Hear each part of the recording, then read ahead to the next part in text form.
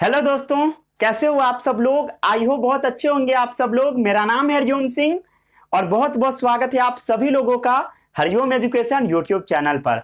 कल आपका साइंस का पेपर है, तो सबसे पहले ऑल द बेस्ट। आपका कल साइंस का पेपर है, तो उस पेपर के बारे में मैं कुछ आपको बताऊंगा। ठीक है, कुछ मैं आपको सजेशन दूंगा, काफी ध्यान से सुनिएगा। सबसे पहले जब आपके पास पेपर आएगा, ठीक है, क्वेश्चन पेपर मिलेगा, उस समय सबसे पहले बच्चा क्या करता है, पूरा पेपर को खोलकर इधर उधर देखता है। उसके बाद बच्चा यह डिसाइड कर लेता है कि पेपर इजी है या टफ है या मीडियम लेवल का है। तो आपका जो कल पेपर आएगा वो मेरे अनुसार इजी ही आएगा, ठीक है, आसान आएगा। आसान पेपर क्या होता है बताइए। जिस पेपर में जैसे 50 क्वेश्चन करना है, 40 क्वेश्चन आपको एकदम अच्छे से आता है, ठीक है, 10 क्वेश्चन थोड़ा फंसने वाला है। आप अगर काफी ध्यान से बनाएंगे वो सब भी बन जाए तो वो पेपर इजी है। अगर अप्रोक्स कितना 35 क्वेश्चन तक मतलब आपको आता है, मतलब 30-35 तक आप कर सकते हो, तो वो पेपर मान लेते हैं हम लोग मीडियम लेवल का है। अगर 20 क्वेश्चन आपको आता है तो मानते हैं हार्ड लेवल का पेपर है। अगर आप पढ़े हैं तो, नहीं पढ़े हैं तब तो नहीं बनेगा। अगर पढ़े हैं तो बन जाना चाहिए, ठीक है। अगर पेपर इजी आता है, आपको लगता है कि हाँ अब सब आ रहा है, सब आ रहा है, मजा आ जाएगा, ठीक है, तो आप सतर्क रहिएगा उस कंडीशन में। अगर पेपर आपको इजी लगे तब सिली मिस्टेक का चांस बहुत ज्यादा होता है, मतलब आप छोटे छोटे गलतियां बहुत जगहों पर कर लेते हैं। जब पेपर इजी आता है तो नंबर कम जाता है बच्चा सबका, क्योंकि वो एकदम खुश हो जाता है, अच्छा अब तो हो गया, मजा आ गया, ठीक है। तो उस कंडीशन में आपको सिली मिस्टेक नहीं करना है, ठीक है, एकदम ध्यान से क्वेश्चन करना है। समझ आ गया। चलिए, अगर आपको लगता है कि पेपर मीडियम लेवल का है, ठीक है, मीडियम लेवल भी हो सकता है, 35 से 40 तक हम कर सकते हैं क्वेश्चन, तो सबसे पहले आपको क्या करना है वो सुनिए। सबसे पहले आपको इजी क्वेश्चन ट्राई करना है। अगर 10 से 15 क्वेश्चन ऐसा है जो कि आपसे नहीं बनने वाला है, जिसमें टाइम लगने वाला है, उसको बाद में कीजिएगा। जो भी कैलकुलेशन वाला रहेगा, लेंदी रहेगा, बड़ा सा क्वेश्चन रहेगा, उसको बाद में। जो आता है पहले उसको, ठीक है। और हाँ, एक चीज ध्यान दीजिएगा, असर्शन रीजन वाले को एकदम ध्यान से पढ़िएगा। बच्चा उसमें बहुत ज्यादा गड़बड़ी कर देता है, ठीक है। ये देखिएगा कि वो स्टेटमेंट 2 जो है वो अच्छे से एक्सप्लेन कर रहा है कि नहीं, स्टेटमेंट 1 को काफी ध्यान से देखिएगा, ठीक है। असर्शन और रीजन दोनों सही है या गड़बड़ है, ठीक है, एक कोई गलत तो नहीं, दूसरा सही तो नहीं, ये सब काफी ध्यान से देखिएगा। बच्चा सब वहां पर गड़बड़ी कर लेता है। अगर मान लेते हैं कि पेपर बहुत हार्ड आ गया, जो कि होगा नहीं। अगर पेपर हार्ड कब माना जाएगा, जब आप 20 क्वेश्चन लगेगा कि हमको आ रहा है, 30 क्वेश्चन नहीं आ रहा है, तब हम मानते हैं कि पेपर हार्ड है, जो कि ऐसा होगा नहीं, कभी नहीं हो सकता है। मान लेते हैं अगर होता है तो सबसे पहले आपको डरना नहीं है, ठीक है। सबसे पहले जो आता है जल्दी जल्दी उसको बना लीजिए। उसके बाद धीरे धीरे करके जो जो जिसमें थोड़ा सा समय लगने वाला उस समय भिड़िए, आप पेपर को इजीली कर ले जाएंगे। उसमें भी आप अच्छा खासा स्कोर कर सकते हैं, ठीक है, अच्छा खासा स्कोर आ जाएगा। चलिए, उसके बाद मैं आपको एक सजेशन दूंगा। सबसे पहले आप बायो का क्वेश्चन कीजिएगा, क्योंकि इसमें टाइम नहीं लगता है, तुरंत हो जाएगा। उसके बाद केमिस्ट्री का कीजिएगा, केमिस्ट्री में भी टाइम नहीं लगता है। लाइट से कुछ क्वेश्चन आएगा फिजिक्स का, जो कि थोड़ा बहुत फंसाने वाला रहेगा, ट्विस्टेड वाला क्वेश्चन, तो उसको लास्ट में कीजिएगा, ठीक है। जो भी बड़ा वाला क्वेश्चन रहेगा उसको लास्ट में कीजिएगा। जनरली जो बड़ा क्वेश्चन होता है वो टफ नहीं होता है, ध्यान दीजिएगा, बड़ा वाला क्वेश्चन भारी नहीं होता है। चलिए, और मैं कुछ कुछ टॉपिक आपको बता देता हूं, उसको पढ़ के जरूर जाइएगा। जैसे चैप्टर नंबर 1 खोलिए केमिस्ट्री का, मैं बताता हूं, सबको ध्यान से देख लीजिएगा। चलिए, काफी ध्यान से देखिएगा।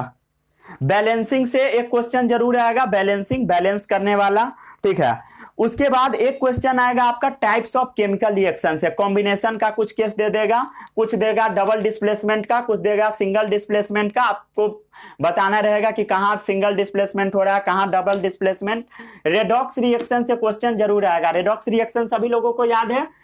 चलिए एक बार मैं बता देता हूँ रिवाइज, ठीक है। रेडॉक्स क्या होता है बताइए, ऐसा रिएक्शन जिसमें रिडक्शन भी हो और क्या हो बताइए, ऑक्सीडेशन हो। समझ आ गया, रिडक्शन और ऑक्सीडेशन दोनों होता है। चलिए, ऑक्सीडेशन क्या होता है, सबसे पहली बात बताइए, प्लस ऑक्सीजन। रिडक्शन क्या होता है, माइनस ऑक्सीजन। ऑक्सीडेशन क्या होता है बताइए, minus hydrogen reduction plus hydrogen, ठीक है। और इलेक्ट्रॉन वाला भी कॉन्सेप्ट एक याद रखिएगा, ठीक है। वो इसका एक ट्रिक होता है जिसको हम बोलते हैं ऑयल रिग, ये सब मैं आपको बताया था, ठीक है। ऑक्सीडेशन में क्या होता है बताइए, लॉस ऑफ इलेक्ट्रॉन, और रिडक्शन में क्या होता है बताइए, गेन ऑफ इलेक्ट्रॉन। आपका मैं बहुत ज्यादा समय खराब नहीं करूंगा, ठीक है। इसमें क्या होगा बताइए, ऑक्सीडेशन में लॉस ऑफ इलेक्ट्रॉन, इसमें क्या होगा बताइए, गेन ऑफ इलेक्ट्रॉन। समझ आ गया, लिख भी सकते हैं आप, ऐसे भी याद कर सकते हैं छोटा सा जगहों पर ले जाकर। उसके बाद आपको क्या क्या करना है वो सुन लीजिए।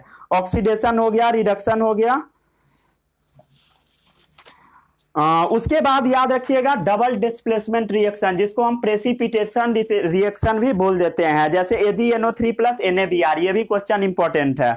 उसके बाद Na2SO4 प्लस BaCl2, याद रखिएगा, ये भी एग्जाम में आ सकता है, ठीक है। उसके बाद रेडॉक्स रिएक्शन पहचानने वाला एक क्वेश्चन आएगा, एग्जाम होगा तो आप बताइएगा, ये सब जरूर आया होगा, ठीक है। इंडोथर्मिक क्या होता है बता दीजिएगा, जिस रिएक्शन में हीट क्या हो जाए, एब्जॉर्ब हो जाए, इंडोथर्मिक।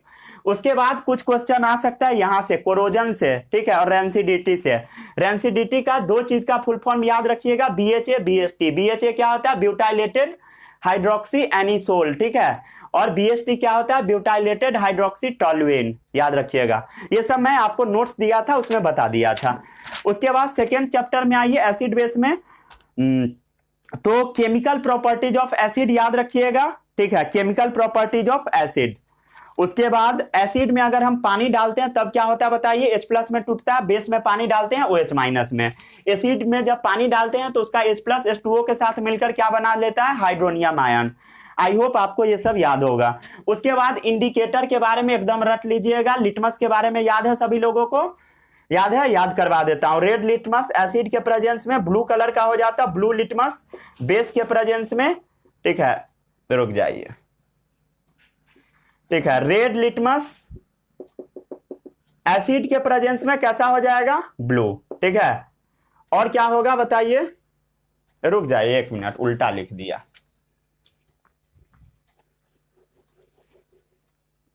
ऐसे याद रखिए, ठीक है, बार और रब, ठीक है, याद रखिएगा। ब्लू लिटमस, ठीक है, एसिड के प्रेजेंस में कैसा बन जाएगा बताइए, रेड। और रेड लिटमस बेस के प्रेजेंस में कैसा बन जाएगा, ब्लू, याद रखिएगा। ओरिजिनल कलर जो लिटमस का होता है कैसा होता है बताइए, पर्पल, याद रखिएगा, ये भी क्वेश्चन आएगा एग्जाम में। किस डिवीजन में था पढ़ना, क्लास 9 में, थैलोफाइटा, याद रखिएगा। उसके बाद इंपॉर्टेंस ऑफ पीएच एक बार देख लीजिएगा, सॉल्ट से क्वेश्चन जरूर आएगा, कहां से, NaCl कैसे बनता है, इसके बारे में आपसे पूछा जा सकता है। क्लोर अल्कली प्रोसेस क्या होता है, वहां से एक क्वेश्चन जरूर आएगा, ठीक है, क्लोर अल्कली प्रोसेस, याद होगा आई होप आपको। फिर ब्लीचिंग पाउडर कैसे बनता है वो देख लीजिएगा, फिर NaHCO3 कैसे बनता है वो देख लीजिएगा। एक चीज और ध्यान दे दीजिए, NaHCO3 को हम हीट करते हैं तो क्या निकलता है वो भी ध्यान दीजिएगा, ये क्वेश्चन आएगा एग्जाम में। उसके बाद याद रखिएगा वॉशिंग सोडा का फॉर्मूला और प्लास्टर ऑफ पेरिस CaSO4.2H2O, ठीक है, जिप्सम को हीट करने पर मिलता है, .2H2O जिप्सम होता है। अब आता है वाटर ऑफ क्रिस्टलाइजेशन, जिसमें दो याद रखिएगा, ब्लू विट्रॉल CuSO4.5H2O और क्या चीज, जिप्सम, ठीक है, CaSO4.2H2O, याद रहेगा। अब आते हैं हम लोग मेटल्स एंड नॉन मेटल्स पर, आ जाइए मेटल्स एंड नॉन मेटल्स पर। मैं आपको इसका छोटा वाला नोट्स भी पढ़ाया था, ठीक है, नोट्स भी दिया था, इंस्टा पे डाल दिया था, ठीक है।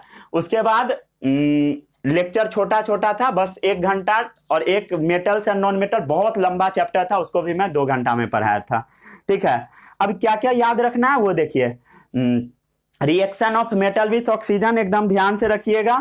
एम्फोटेरिक ऑक्साइड एल्यूमिनियम ऑक्साइड होता है, एसिड की तरह भी बिहेव करता है, बेस की तरह भी बिहेव करता है, याद रखिएगा, ठीक है। उसके बाद एनोडाइजिंग कैसे करते हैं याद रखिएगा, ठीक है। उसके बाद और क्या क्या याद रखना है, एक्वारेजिया क्या होता है बताइए, एक्वारेजिया ऐसा चीज है जो कि गोल्ड को भी घोल ले, ठीक है, याद रखिएगा। HCl और HNO3 का रेशियो 3:1 में होता है, याद रखिएगा। रिएक्टिविटी सीरीज जो मैं बताया ट्रिक से, वहां से जाकर आप नोट कर सकते हैं, ठीक है। काशीनाथ का माली आलू जरा फीके सन पकाता कौन है, आगे आओ, याद रखिएगा, ठीक है। अब आता है नॉन मेटल्स के बारे में। नॉन मेटल्स का रिएक्शन विथ एसिड, ये याद कर लीजिएगा, सल्फर प्लस H2SO4 HNO3, ठीक है। उसके बाद फास्फोरस प्लस H2SO4 और HNO3 याद रखिएगा। नॉन मेटल भी डिस्प्लेसमेंट रिएक्शन शो कर देता है।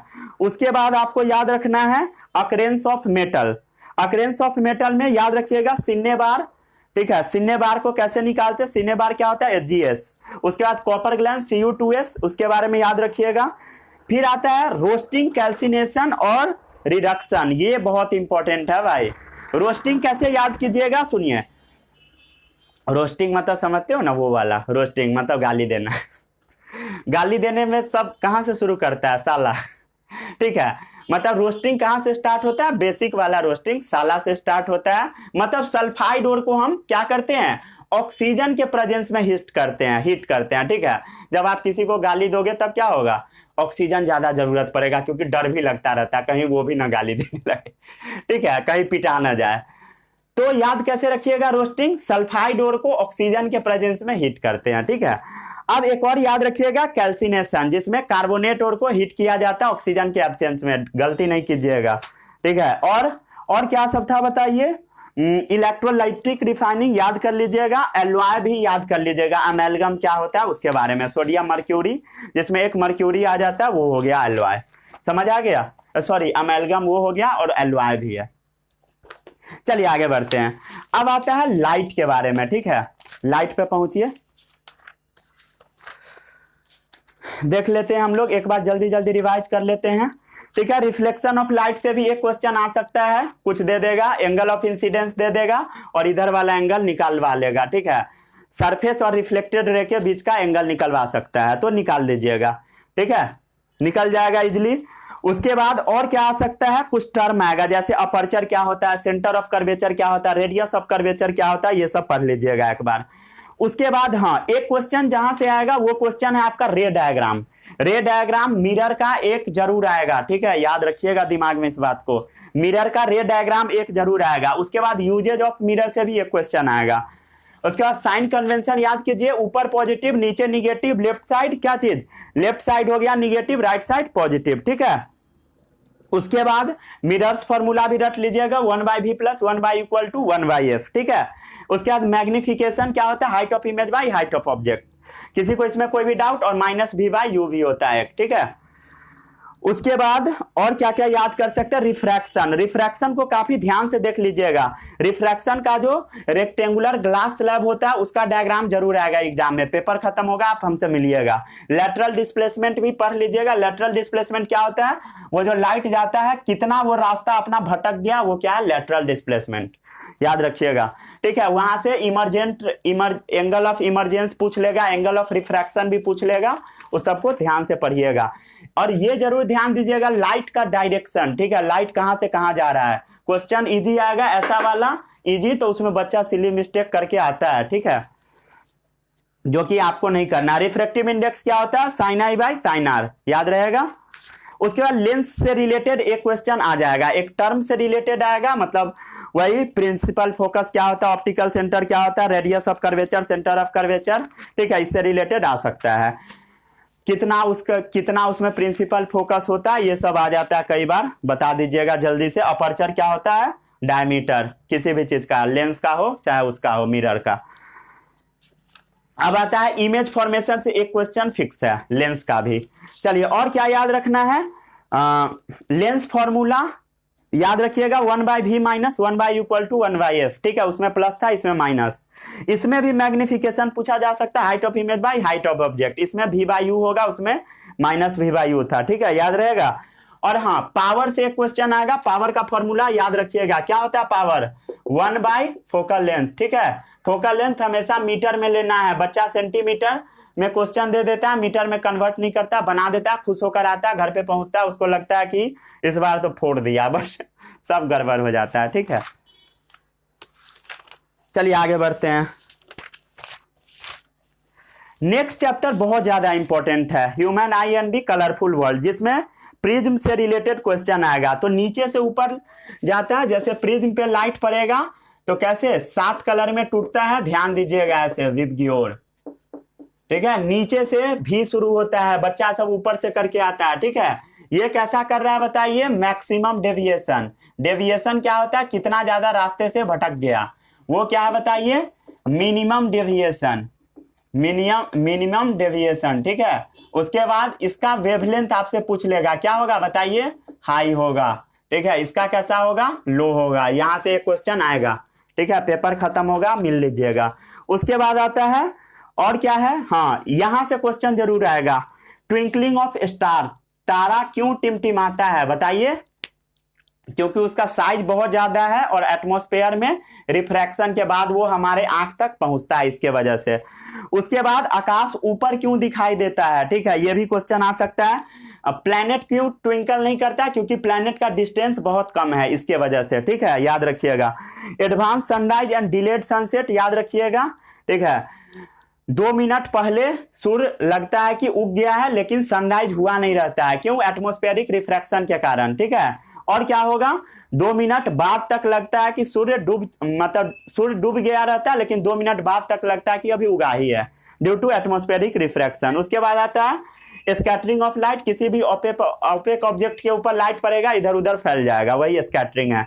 टिंडल इफेक्ट पता है सभी लोगों को, अगर गंदा पानी से लाइट पास करवाएंगे तो उसका पार्टिकल दिखेगा, साफ सुथरा पानी में दिखाई नहीं देता। स्काई का कलर ब्लू क्यों है बताइए, बताइए कमेंट बॉक्स में, स्काई का कलर ब्लू क्यों है, क्योंकि ब्लू लाइट हमारे एटमॉस्फेयर में छोटे छोटे पार्टिकल्स होते हैं, पार्टिकल सबसे ज्यादा ब्लू लाइट को ही स्कैटर करता है, ठीक है। उसके बाद colour of sun at sunrise and sunset क्या होता है, रेड कलर का दिखाई देता है, क्योंकि रेड कलर का ही लाइट पहुंच पाता है ज्यादातर, ठीक है, याद रखिएगा, ये क्वेश्चन पूछा जाता है। चलिए हाँ, उसके बाद एक क्वेश्चन और आता है रेनबो वाला, रेनबो में क्या होता है वो याद रखिएगा, ठीक है। जैसे मान लीजिए रेनबो कैसे बनता है, वाटर ड्रॉपलेट एयर में प्रेजेंट होता है एटमॉस्फेयर में, वर्षा के बाद सन के सामने बनता है रेनबो। सबसे पहले क्या होगा, लाइट एक मीडियम से दूसरे में गया, एयर से वाटर में, सबसे पहला स्टेप क्या है बताइए, क्या है, रिफ्रैक्शन, ठीक है। उसके बाद लाइट क्या होगा, टूटेगा अंदर में जाकर, ठीक है, क्या होगा, उसके बाद क्या हो गया, डिस्पर्सन हुआ, ठीक है, 7 कलर में। अब क्या होगा समझिए, ये ना अंदर में फिर से एक बार टकराएगा 7 बार, ठीक है, इंटरनल रिफ्लेक्शन, याद रखिएगा, इंटरनल रिफ्लेक्शन। और फोर्थ स्टेप क्या है बताइए, चौथा स्टेप क्या है, लाइट बाहर निकलेगा 7 कलर में, ये क्या हो गया, फिर मीडियम चेंज हुआ, मतलब रिफ्रैक्शन। ये क्वेश्चन एग्जाम में पूछा जाएगा, पेपर खत्म होगा, मिल लीजिएगा, ठीक है। चलिए कल हम लोग चेक करेंगे कि कितना क्वेश्चन यहां से मैच किया, जो जो मैं अभी बताया वहां से। चलिए आगे बढ़ते हैं, आगे बढ़े कि नहीं बढ़े, बढ़ते हैं। चलिए न्यूट्रिशन से क्वेश्चन क्या क्या आ सकता है याद रखिएगा, बताता हूं। इवेंट इन फोटोसिंथेसिस, ठीक है, क्या क्या होगा, सबसे पहले एब्जॉर्प्शन होगा सनलाइट, ठीक है, सनलाइट क्लोरोफिल एब्जॉर्ब करेगा। उसके बाद क्या होगा, conversion of light energy into chemical energy और वाटर का स्प्लिटिंग होगा। उसके बाद रिडक्शन होगा किसका, CO2 का, कार्बोहाइड्रेट बनेगा, कैसे याद रखिएगा, कहाँ गया इक्वेशन, बताता, ये देखिए, जैसे ये इक्वेशन है, CO2 प्लस क्या है, H2O, क्या बना देगा, ग्लूकोज बनाता है C6H12, क्या चीज, O6, प्लस क्या निकलता है, O2 निकलता है, प्लस क्या निकलता है बताइए, एनर्जी निकलता है, या कह दीजिए O2 निकलता है, ठीक है। और अपना प्लांट अपना क्या क्या लिख दिया, चलिए हाँ O2 निकला, बस रहने दीजिए। अब क्या हुआ, इधर ध्यान दीजिए, यहाँ पर क्या हो रहा है बताइए, प्लस हाइड्रोजन, प्लस हाइड्रोजन को हम क्या बोलते हैं, यहाँ चेक कीजिए, प्लस हाइड्रोजन रिडक्शन, क्या हुआ यहाँ पर, रिडक्शन, याद रखिएगा, reduction of CO2 to form क्या चीज, कार्बोहाइड्रेट या ग्लूकोज, याद रखिएगा, ठीक है। क्रॉस सेक्शन ऑफ लीफ एक बार पढ़ लीजिएगा, ठीक है। उसके बाद क्या पढ़ना है वो देखिए, क्या पढ़ना है, ह्यूमन डाइजेस्टिव सिस्टम से एक क्वेश्चन आना तय है, ठीक है। कहां से आएगा क्वेश्चन बता देता हूं, ग्लैंड से रिलेटेड। HCl का काम क्या है, जो भी कीड़ा वगैरह आप खा लोगे वो सब मारना, कीड़ा मतलब समझते हो ना, माइक्रोब्स, माइक्रो ऑर्गेनिज्म, ये नहीं कि मोटा मोटा कीड़ा खा रहे हैं, ऐसा नहीं है, ठीक है। उसके बाद और क्या है, HCl का काम क्या होता है, पेप्सिन डाइजेशन को फैसिलिटेट करता है, मतलब पेप्सिन को एक्टिव बनाता है प्रोटीन डाइजेशन के लिए। और म्यूकस क्या करता है, इनर वॉल को प्रोटेक्ट करता है, याद रखिएगा इस चीज को, ठीक है। उसके बाद लीवर क्या है, लार्जेस्ट ग्लैंड है, याद रखिएगा, बाइल का सिक्रीशन करता है, ठीक है। और बड़े फैट मॉलिक्यूल को छोटे में तोड़ता है, जिसको हम क्या बोलते हैं, ग्लोबुलाइजेशन ऑफ फैट, ठीक है। और क्या है बताइए, इंटेस्टाइनल ग्लैंड, इंटेस्टाइन से कुछ जूस वगैरह निकलता है, ठीक है। उसके बाद और क्या है, हो गया। चलिए आगे बढ़ते हैं। अब आता है रेस्पिरेटरी सिस्टम का लेबलिंग, एक बार देख लीजिएगा, वो पूछा जा सकता है और ये क्वेश्चन जरूर समझिएगा, ठीक है। ग्लूकोज 6 कार्बन कंपाउंड होता है जो कि पाइरूवेट में टूटता है, 3 कार्बन कंपाउंड, 2 मॉलिक्यूल पाइरूवेट बनता है। इस प्रोसेस को हम ग्लाइकोलिसिस बोलते हैं। अगर ये प्रोसेस हमारे सेल में चलता है, हमारे मान लेते हैं ऑक्सीजन के प्रेजेंस में चलता है, तो वो प्रोसेस कहाँ होगा, माइटोकॉन्ड्रिया में, जिसमें 38 एटीपी एनर्जी निकलेगा, ठीक है। उसके बाद ये प्रोसेस अगर लैक ऑफ ऑक्सीजन, ऑक्सीजन के एब्सेंस में, अगर ये मसल सेल में होगा तो लैक्टिक एसिड निकलेगा। अगर ये प्रोसेस कहाँ होगा बताइए, ईस्ट में होगा तो इथानॉल बनेगा, वही चढ़ाने वाला, ठीक है। उसके बाद ये रट लीजिएगा, प्लानेरिया अमीबा क्या चीज से करता है, सेल मेम्ब्रेन, रेस्पिरेशन, मछली gills, earthworm moist skin, frog क्या चीज से, स्किन और लंग्स दोनों से करता है, ग्रासहॉपर, मस्क्यूटो ये सब स्पाइरेकल्स, ठीक है, बर्ड लिजर्ड ये सब लंग्स से, ठीक है, रट लीजिएगा। उसके बाद ह्यूमन रेस्पिरेटरी सिस्टम एक बार देख लीजिएगा। और हाँ एक चीज और ध्यान दीजिए, इनहेल करते हैं तब क्या होता है, करके देखिए, ये बाहर गया, ठीक है, बाहर गया, आउटवर्ड और अपवर्ड, ठीक है। जब एक्सेल करते हैं रिब्स क्या हो रहा है, इनवर्ड और डाउनवर्ड। और डायफ्राम जब हम लोग इनहेल करते हैं तो ये ऐसे हो जाता है फ्लैट, जब एक्सेल करते हैं तो ऐसे हो जाता है डोम शेप, याद रखिएगा। चलिए हाँ एक क्वेश्चन आएगा आपका ब्लड से रिलेटेड, ठीक है, ब्लड सेल्स के बारे में, ठीक है, याद रखिएगा। उसके बाद एक हार्ट से क्वेश्चन जरूर आएगा, हार्ट का डायग्राम दे देगा, खून यहाँ से यहाँ जा रहा है, यहाँ से यहाँ जा रहा है, ये आपको बताना होगा कहाँ से कहाँ जा रहा है। याद है सभी लोगों को, एक बार बता देता हूँ जल्दी से। ये हो गया आपका हार्ट, ठीक है, 4 चेंबर में डिवाइडेड है। ये कौन सा साइड हो गया बताइए, राइट। ऊपर वाला एट्रियम, ये हो गया ventricle, left atrium, left ventricle, समझ गए। इसमें क्या होता है, गंदा खून गिरता है, इसमें आता है, फिर ये ऊपर जाता है लंग्स में, फिर लंग्स से इसमें 4 पाइप के थ्रू आता है, फिर इसमें जाता है, फिर बॉडी में जाता है, समझ आ गया। चलिए आगे बढ़ते हैं, ये क्वेश्चन आएगा एग्जाम में, याद रखिएगा। उसके बाद है आपका बीपी कैसे मेजर करते हैं बता दीजिएगा, स्पिग्मोमैनोमीटर से। उसके बाद और क्या, लिम्फ क्या होता है, इससे भी एक पूछा जाएगा, जाइलम फ्लोएम से एक क्वेश्चन हर बार आता है, ठीक है। जाइलम का काम क्या है, वाटर और मिनरल्स कंडक्शन, फ्लोएम का काम है फूड कंडक्शन। चलिए अब आता है एक्सक्रीशन। एक्सक्रीशन छोटा चैप्टर है, छोटा टॉपिक है, इससे डायग्राम से रिलेटेड क्वेश्चन तो आने का प्रोबेबिलिटी बहुत कम है, लेकिन एक डायग्राम आ सकता है, कौन सा, ये वाला डायग्राम, मतलब यूरेटर, यूरिनरी ब्लैडर, ये सब का मार्किंग आ सकता है, याद रखिएगा। ग्लोमेरुलस का भी आ सकता है, जिसमें बहुत ज्यादा डिटेल नहीं पूछेगा आपसे, याद रखिएगा। पीसीटी डीसीटी ये सब दिखाने को नहीं बोलेगा, ठीक है। कॉकरोच में क्या चीज से एक्सक्रीटरी ऑर्गन क्या है, याद रखिएगा, मैल्फिजियन ट्यूब्यूल, अर्थवर्म का नेफ्रेडिया और प्लानेरिया का फ्लेम सेल, ठीक है। चलिए all the best, all the best, all the best. जो बताया ये सब टॉपिक आप थोड़ा देर में बैठकर पढ़ लीजिए, आपका एग्जाम बहुत अच्छा चला जाएगा, ठीक है। याद रखिएगा ये आपका फर्स्ट ऑब्जेक्टिव पेपर है, काफी अच्छे से दीजिएगा, ठीक है। मिलते हैं हम लोग नेक्स्ट लेक्चर में, ठीक है, जहां हम लोग क्या स्टार्ट करेंगे, रिप्रोडक्शन या कार्बन एंड कंपाउंड, पहले कार्बन एंड कंपाउंड पढ़ेंगे, ठीक है, तब वो। चलिए मिलते हैं अगले लेक्चर में, तब तक के लिए all the best, bye bye.